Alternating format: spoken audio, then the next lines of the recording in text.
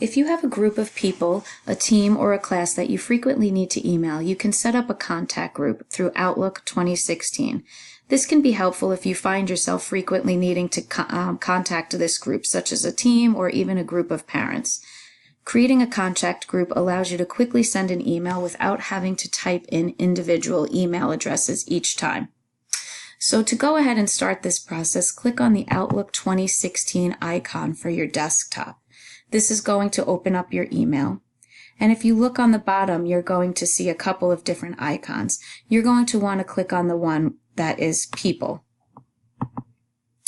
When you click on this, it's going to bring you into an area where you can create a new contact group. In the top ribbon, click on the button that says New Contact Group, and here is where you'll name your contact group. So this might be your 2018 parent list. Once you've named it, you can now go to Add the Members. Click on the little Add Members with the plus sign.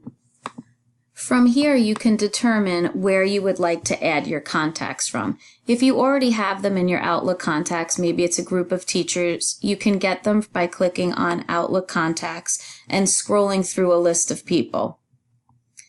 If you need to add members, so meaning that they're new, maybe parents are new for the year, you would click on the plus to add members and create a new email contact, meaning you're putting them into your address book for the first time. So let's say Mrs. Smith is the parent and her email address I would type in for the first time. Now she's being added. I would want to make sure this button is checked off to add her to my contacts. Once I've done that, I would click OK. I would keep on doing this until I had all of the new members added to my group. So maybe I would like to add Mr. Griffin. I would put in his email address, making sure the Add Contacts was checked off, and I would click OK. Once I've finished putting all of the members in, I would hit the button that says Save and Close. From here, that new parent list shows up in one of my contact groups.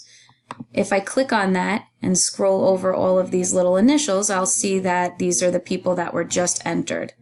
From here, I could click on the envelope and I would be able to send this group an email. You see that it automatically populates with the contact name. If you were back in your regular email section and you wanted to create a new email using that contact group, you would click on a new message and you can type in the name of the contact group and it will pop up. So this might be a helpful tip for you as you begin a new school year for your parents of your students, or if you're working with a team or a club and you find the need to be emailing them.